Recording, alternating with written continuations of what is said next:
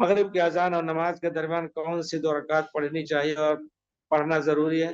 ضروری اگر پوچھیں گے یہ کہ اگر نہیں پڑھے تو گناہ ہوگا، اس معنی میں نہیں ہے، لیکن اللہ تعالیٰ نے ہمارے لیے پیارے رسول کے ذریعے سے ایک ایک چیز بخشنے کا ایک بہانہ بنا رکھا ہے، ہلکی چیز اس کا اجر زیادہ، تو ہم 2 رکعت پڑھیں گے، اس کی بنا پر اللہ ہمارا جو بھی سجدہ کریں گے اللہ درجات بلند کرتے ہیں۔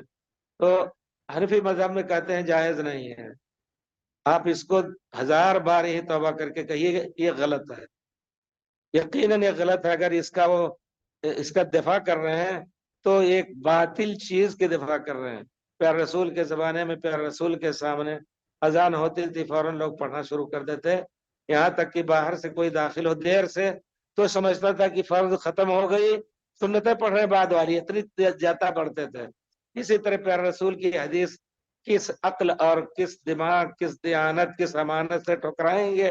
پیارے رسول نے فرمایا صلو قبل المغرب، مغرب سے پہلے صلاۃ پڑھ لو، صلو قبل المغرب، مغرب سے پہلے صلاۃ پڑھ لو، صلو قبل المغرب لمن شاء، مغرب سے پہلے نماز پڑھ لو، اگر نہیں لمن شاء کہہ دے جو چاہے، اگر نہ کہے ہوتے تو واجب بھی ہو جاتا۔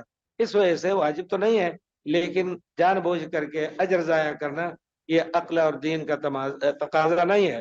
اور جو لوگ منع کر رہے ہیں ان کی بددیانتی، ان کی بد ایمانی، پھر رسول کی ذات کی تخفیف ان کے دل میں ہے، اس وجہ سے اس سے زبردستی روکتے ہیں، مسجدوں پڑھنے نہیں دیتے ہیں۔